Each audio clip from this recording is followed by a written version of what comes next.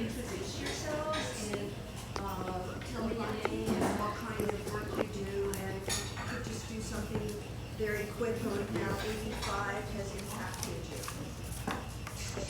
Yeah. My name is Robin Deach. I've had my own floral and graphic design business for the past 10 years. And it's impacted me because if I'm going to have anybody come and work with me on a regular basis and design these weddings or events, I'm going to have to take them on. So what will that mean? I mean, I have to raise my prices 20 to 25%, and it will cut into my profit, and probably I'll have to take on a greater workload because every project that I put out between now and the end of the year, I don't just have it put into my budget to have the initial cost. My name is Cynthia Gordon. I'm a certified shorthand reporter. I work as a freelancer.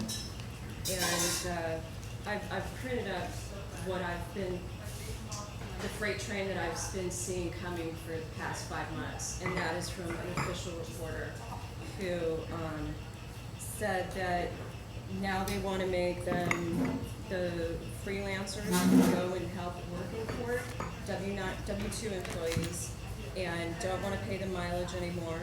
And the court is now limiting them to 1 extra helper per month. It's going to, in all caps, she wrote, "This is a direct hit to the justice system and threatens due process rights." That is exactly what, all the problems she outlines in this is what I saw coming and what every single senator, assembly person, Newsom, Senate consultant Gideon Baum, and Trump received from me back on December 5th. And I've printed out all of that for you if you'd like to see that. But this is an absolute travesty because I see this is going to unravel the justice system as we know it in this state. That is what I have seen coming. And all the mom and pop shops are going to get closed down, and the big box companies are going to come in and swoop in and pay us cents on the dollar as employees. There's a minimum wage. Well, traditionally, we get paid as a copy order. We get a copy order for every attorney. Absolutely. And please pass, this is my, for all of us.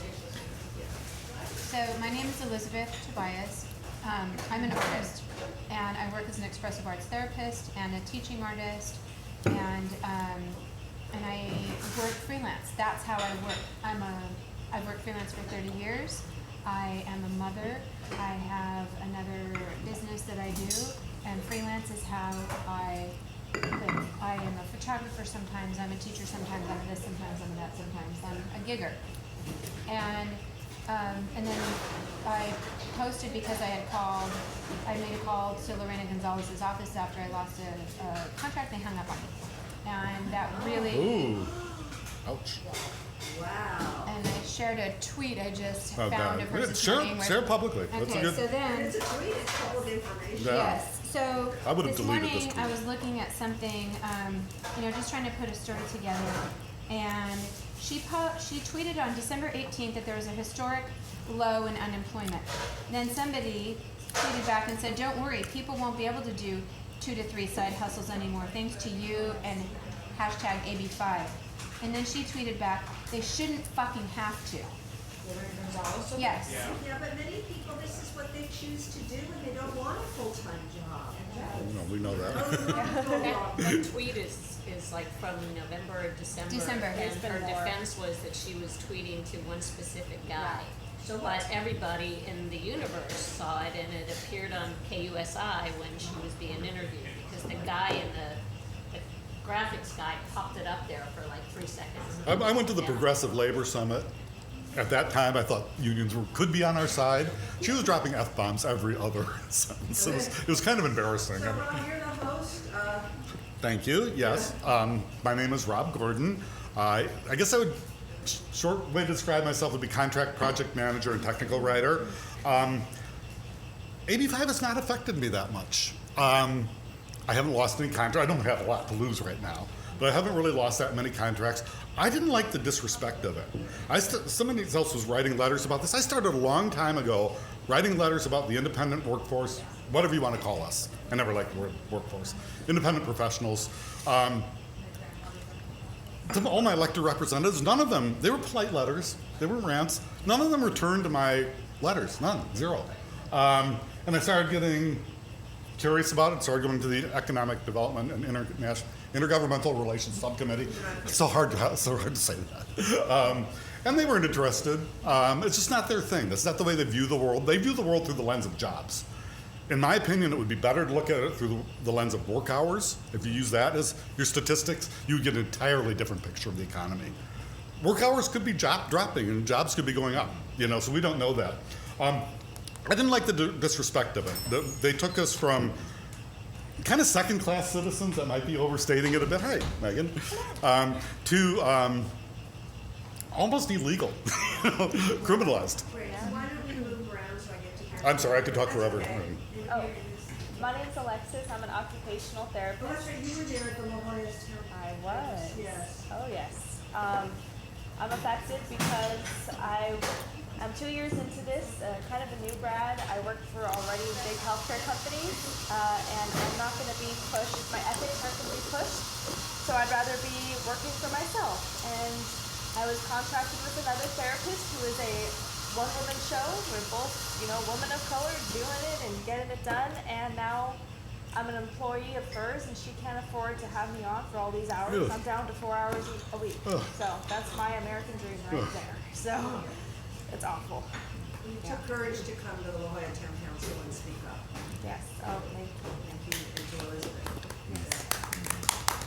You'll get your work back. I'm Lauren Becker Downey, and I am an artist who teaches art, and I run an art studio as well. So theoretically, I've got the fine artist exemption, but I don't really know what that means.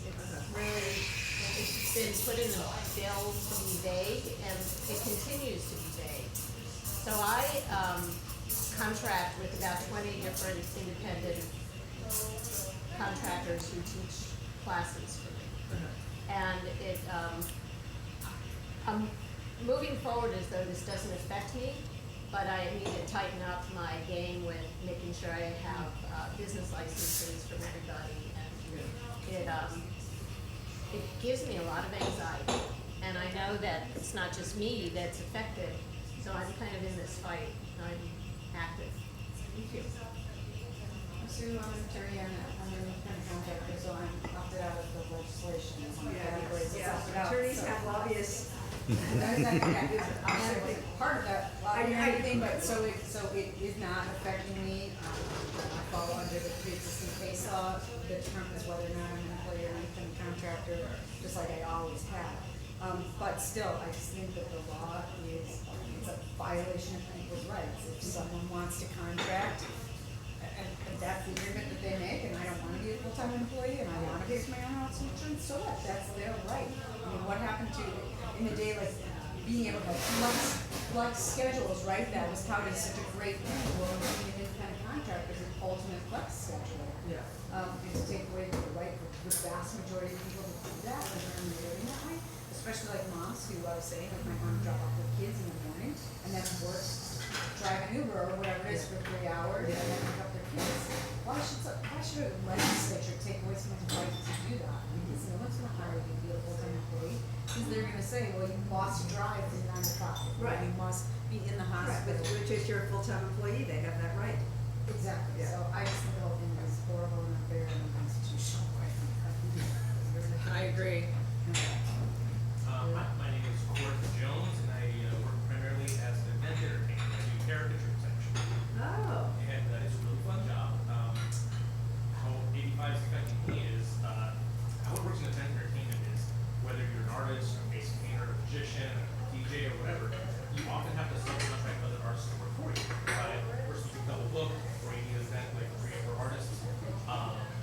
I have to hire all these people, even if I work with them just once a year, which is usually what happens, for 2 hours these people all hire me or contract me in return, so I would have about 12 other employees and these people all be my employers. We need our employers to really simultaneously to conform with this bill, conform with this law, which makes no sense. Aside from the ridiculousness of that and the added cost, taxes, the main harm that this has done to me is my butter is corporate clients. I draw a lot of training, I draw digitally on computer screens, and it shows. It's a very well suited to the corporate environment. Those clients are all here at January 1st. I have not a single corporate inquiry since January 1st. It's 90% of the income. So, I mean, because there are little departments that are telling them to stay away from any contractors. There are people all over the country that do exactly what I do. That's flying in California to do it. I know. Oh, so they're using people from out of the state?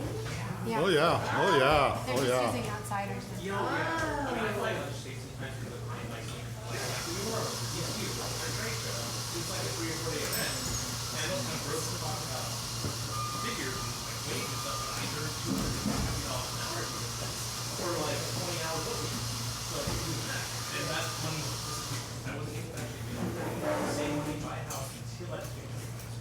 I used to work at SeaWorld doing it, earning maybe $15 per hour. And when I quit my own doing event entertainment, I was actually earning a living on Friday. Now that's all gone. Right now we have to freeze all of our new spending. I'm not going to buy a car this year like I was planning. We get our air conditioning fixed because we have to just start living off of our So savings. this is a ripple effect in the economy. Exactly. Yes, You're spending. It's not absolutely. just your story, it's everybody. My wife was the same thing. She quit her job at UT to do just what I do, to do her too. And we're now in the same boat. So, People are gonna start foreclosing on their homes. That's my forecast. Yeah. Yeah. How's the name up? I'm Kristen, Kristen Vogel. I'm the executive director of San Diego Writers Inc. So we're an arts nonprofit out of the radio station. My entire career has been dedicated on being a contract worker, being a musician, as a freelance editor and writer, as a standardized patient, you name it, I've probably done it. We are having to reconfigure our entire business model. Based off what many people got that December 15th letter from the EDD saying, you may have to do this as of January 1st. So we are in the initial process of converting our 75 contractors to employees. I don't know whether we'll be able to afford it. I certainly won't be able to offer graphic services like we do. We offer writing services to children all the way to seniors, up to 50 programs a month. So much of that will have to be cut. We won't have as diverse audiences. The fees will go to the consumer. We're very low cost right now, but we're going to have to hike those up tremendously. And these are people that are authors. They don't make a lot of money, or adjunct professors, others like myself. So it's unfortunate. I'm seeing it in a variety of different. Right, so because of this, you'll have fewer people. Because of If this we can virus. continue to do that, I mean, you know, I'm doing some figures, there are a lot of resources out there to help me convert everyone over, so, we'll see what happens. Sorry, I'm Megan. I'm a technical writer and instructional designer, so people hire me to write their training. And so part of the reason I got into what I do is because I'm a mom. In fact, I have to leave in 20 minutes to go get my kid. So sneak out, that's where I'm going. And it's obviously gives me the flexibility. I can write whenever I want to. And the problem I find, because I'm a writer and do instructional design, is I like to work weird hours. I'm not a 9-to-5er. It's just not. I can't work at 2 o'clock in the afternoon and 10 o'clock at night. I'm like, oh my god, epiphany. Yep. So it's already started to affect me in the fact that I have some out-of-state clients who are just like, well, we can't hire you. We don't understand what California's doing, and it's just too dangerous to touch. If I can interject some, because Megan made a really good point at a legal briefing we had. As an instructional designer, I can't talk today, I'm sorry. You work for instructional design firms. I do. And so that second part of the law where you can't work as if they're doing the same business, that's insanity to me. Let's hear from Brian, and then there is a Supreme Court decision. So Brian actually owns Fitness West. I do. It's right over there. I'm Brian Curry, community activist, strong supporter of Barbara, campaigner, And owner of the Brian's- gym. And how it affects us really, I mean, we have yoga instructors, we have spin instructors, Pilates instructors, all of which work at multiple gyms or have completely other jobs, and I can't have them all be employees. It's just outrageous for me to start paying disability, to take on the liability, to pay workman's comp. I mean, I came out of a corporate lifestyle where human resources rules the roost. Human resources has gone crazy. So I'm asking everyone to produce a business license, produce their own insurance, and of course some of these folks, that's their job, not my job. But anyway, it's truly put me now on the hook for a possible impact. When they do audit me, I've already been audited workman's comp from the insurance company now says, hey, this is the new thing, so they made me pay back workman's comp on previous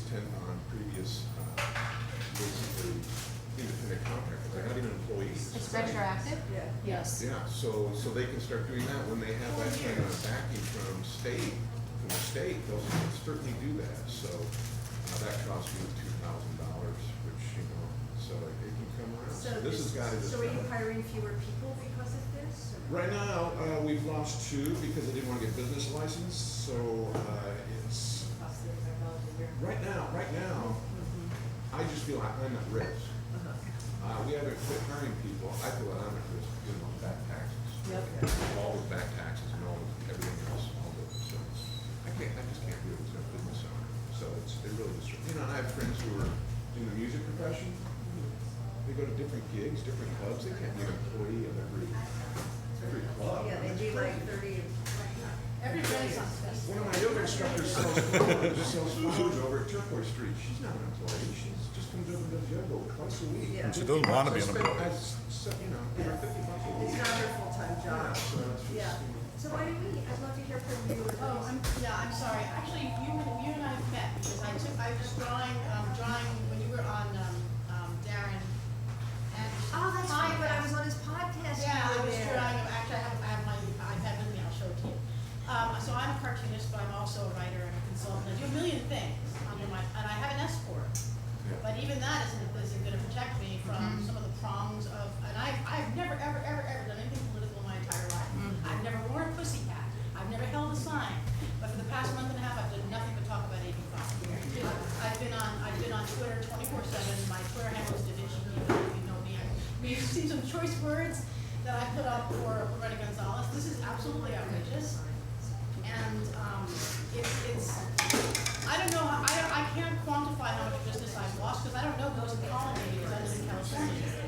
I don't know who will even touch me because I live in California. Yeah. So there's no way to quantify how much business I've lost. I've kept most of my clients, most of them are out of state, but this even applies to clients that are out of state, and this law doesn't even seem to have any clue what happens in the 21st century. Yeah. That most of my work is writing and producing visuals, some kind of content, and most of my clients are someplace else, and even they are supposed to not work with us as independent contractors. How is that? And I'm supposed to be incorporated, but I can't qualify. Like I used to do a lot of freelance work for advertising agencies. Because that's where I come from. I'm a copywriter. Can't freelance for advertising agencies anymore. They don't want to put me on staff, and I don't want to be on staff. I come on projects. I'm happy to do it. When the project's over, I'm done. And you don't want to be an employee. Yeah. So the reality is there is a Supreme Court decision called Dynamics, which you're all familiar with. And then the issue became, and I think and I'm not an attorney here, and I'm glad to have an attorney here. And that was California Supreme Court, not. The California Supreme Court. And but the US Supreme Court is unlikely to, they take up here.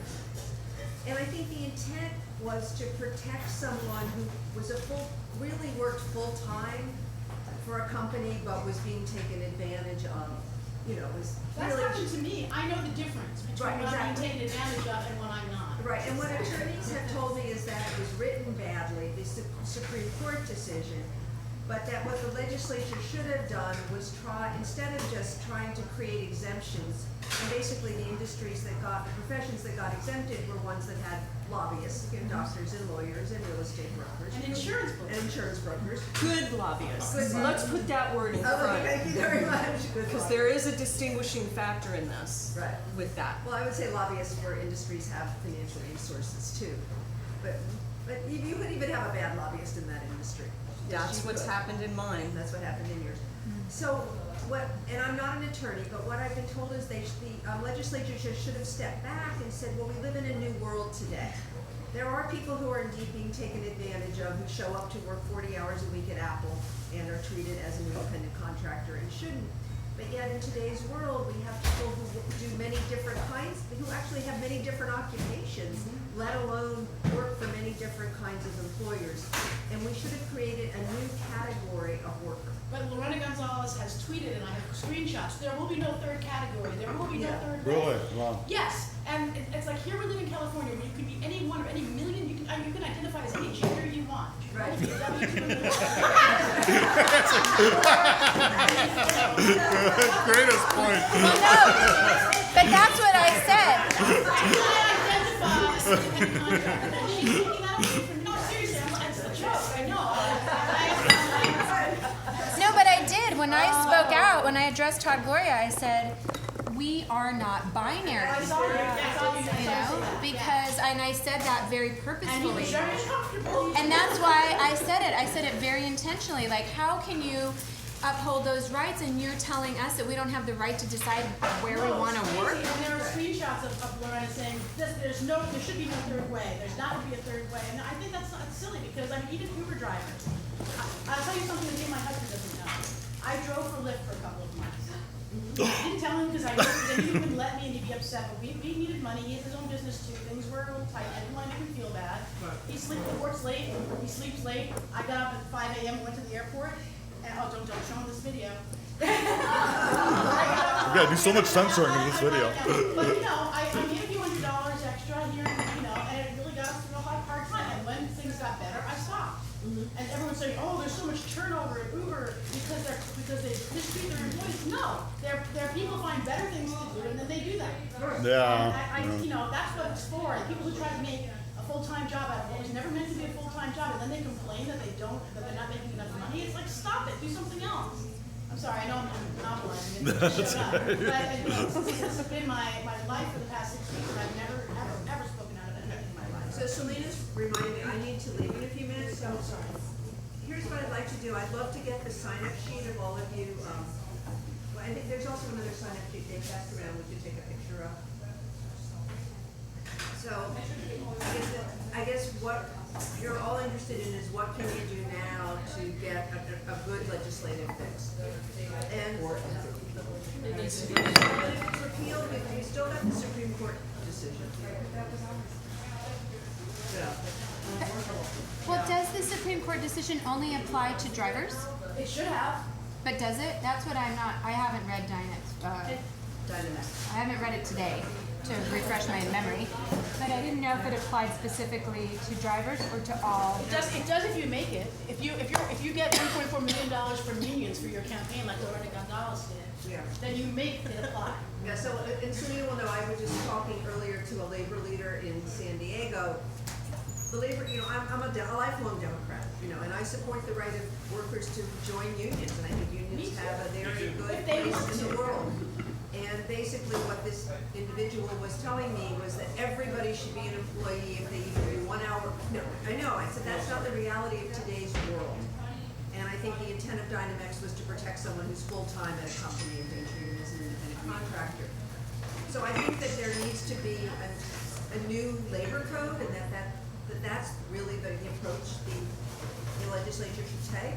So I would just say, you know, continuing pressuring your legislators, the local legislators, you know, Tony Atkins, Shirley Weber, Todd Gloria, Lorena, all of them, as much as you need to. I mean, are you all is there an organization listed in a way that you're all going about this, or? There's been just a Facebook group that we're part of, and it's just a loosely associated people from both sides of the aisle who have been displaced by AB5, and there's 13,000 people on the group. Wow. Now. In the space for In- freelancers against AB5. Yeah. Remember, which is Facebook, pretty powerful. Facebook Which I keeps you from understand. having emails. You remember that. I mean, that's a minor point, but an important one. With their Facebook, it's Facebook's group.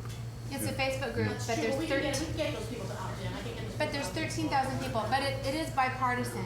And there's a lot of anger towards Democrats right now Yeah. because of this, because our Democratic leadership has failed on so Yeah. many levels.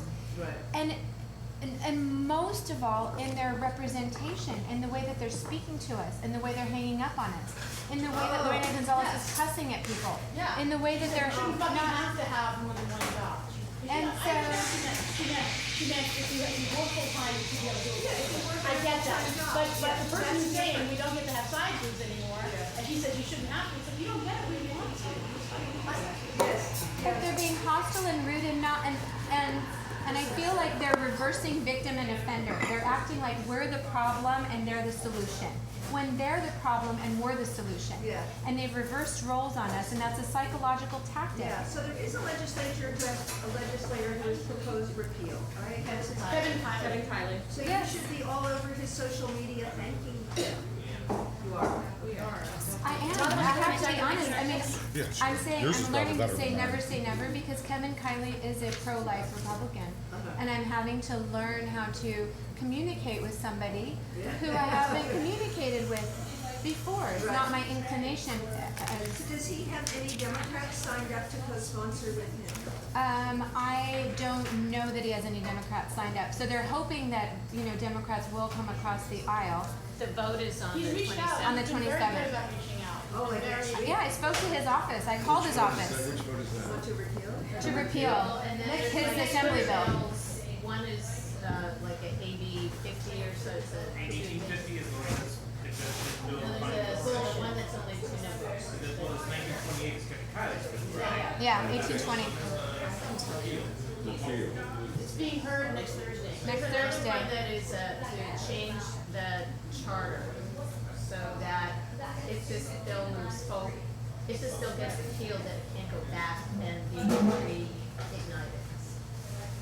I don't know the But the details. way you've been framing it has been, let's press pause on this right now and suspend it so that we can take the time to come up with something that is more strategic. We need That's how an he's trying to frame we need it. an injunction. We just need an injunction. He's doing it to help him save face, but I think he needs it. He needs, like, let's stop this moving on and stick with it. Truckers got the injunction on January 1st. Well, Once that's really the basis of the. they only got that because they I know. Although I was trying to find last night, so there are reasons, they are actually, And that's why the approach is wrong. yes, because now you and I can't work it elsewhere. Yes, we can't work it elsewhere. Next year there'll be a lot. So it is actually, that's really hard. Like 20 years ago, there wasn't a software industry, she wasn't a cybersecurity expert. So that's why the bottom approach is the wrong approach. It's really a set of principles. is what But they when you need to- look at it from what is in the best interest of the litigants in this state, people, and that is this, to wrangle a court reporter whose very core base foundationally is to be impartial and to make sure that the spoken record is taken down properly and force them into being in a situation where they are now biased because they are owned by somebody is the beginning of the breakdown of our judicial system. Yeah. That is a problem. I agree with you, so Yes. I'm just trying to be helpful in terms of how you can, so is there any kind of a trade group that kind of represents all of you you have a trade group? There are numerous ones. Okay. And there's the National Court Reporters Association, and back in November, I reached out to Jocelyn Moore, who is the lobbyist for that organization, and she told me that we were the 6th state to deal with this type of legislation. And I went back into my email inbox for the past 2 years, and there was never anything stated about anything like this from the National Court Reporters Association. Subsequently to that phone call, I made a phone call to the California Court Reporters Association that has been in business for 110 years Yelling at my phone. to protect our profession.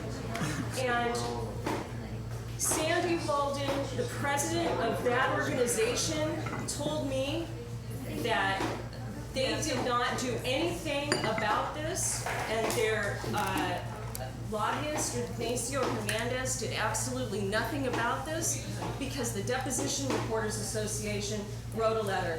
And I said, that's not a reason. I want to know what you did prior to the DRA writing their letter in June. Finally, after corralling cats for I don't know how many minutes, she answered my question and said nothing. And I said, Sandy, doing nothing is something. You made a statement. You have a duty to contact every reporter in the state and tell them what this is and allow them a voice. She promised me she would. January 1st came and went.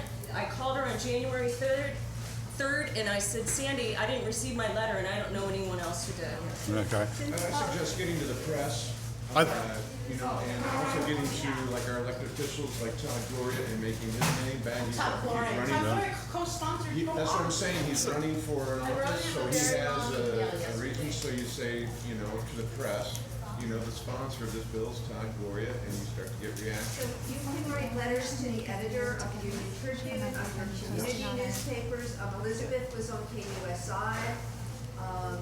Oh, do you know that column in the Union Tribune that where they asked like 6 or 8 people what they think? What they think about it. Unanimously, this bill needs to be fixed or repealed. Yes. Unanimously, You're they'll right. never get 100%. Right. Yeah. Yes, 100%. You're right, they never get 100%. I hate to be the person that interrupts here, but I believe Councilwoman Bry has to I have to leave go. shortly. I have to leave, so what I'd like to do is be able to communicate with either just Rob or Elizabeth. So if I think you've got to put pressure on the elected officials, which is, and I would start with the San Diego delegation. And just, I would tell them your personal stories. I mean, that is really, it is reality and it is very moving to hear your personal stories. I've reached out to many different media outlets, and I've gotten crickets in response. A lot of them have their own agendas. Yeah. Well, the newspaper industry is actually very impacted by this, Elizabeth. So one obvious thing we can do is to remember that we don't want Todd Gloria to be our mayor, right? That's exactly right. And so spread the word. And let's just be honest, because I know that here, because I invited people from our group that are from both sides of the aisle, and I know some people are leaning towards Scott Sherman. And you have to really think here what we're doing, what we want, what city we want, and to really think about your vote and to spread that word. Like, that's one of the most effective things you can do. Who is here in this meeting with us? Well, that's, but that, I was invited, but I was asked because I support repealing 85. But here's the thing, you didn't all of it, you on TV, not long ago. When you were asked about this, you weren't as strong about this as you are now. What changed your mind? Well, I actually did put out a statement about a week. So first I just said fix it. Yeah, Which I no, I did. saw that, and I thought that was a good step in the right But direction. then about a week ago, after I'd heard more stories, particularly from Elizabeth, who's a friend, it really became evident that repeal was the only way to go, that it's not, you can't approach it by doing exemptions. Because you're gonna miss somebody. It's about having a series of principles and addressing the individual who's being taken advantage of, which is not it's not the situation here today. So, I think I'll just end with, there is an election March 3rd, some of you. Thank you so much for supporting us, Megan. I'm a lifelong Democrat. I'm fighting to get out of the primary because Todd has the Democratic Party endorsements. My friend got in the last week. He has the Republican Party endorsement. Money comes with those endorsements. When it's a one-on-one race, the polling has shown I can beat Todd. And I'm a businesswoman, and that's why I get what is happening to you. Todd has never signed the front of the paycheck. He just doesn't understand it. I saw him talking to her, and he was like, he looked at her like she was one of the. Well, tonight there's Well, actually, it was yesterday we taped an candidate gaslighting. forum with KUSI that will air tonight at 9 o'clock. And the moderator, Paul Ruddy, just went after Todd on 85 because they have a high school football thing where they use freelance photographers. who all have other jobs, who just love doing this, get paid, do it a little bit on Friday and Saturdays, it's not their full-time job, and they can't, KUSI is not American. So vote. There's over legislation Yeah. in Sacramento. I mean, then they don't realize the repercussions, right? I mean, Todd wants to control land use at the state level for what they want to control.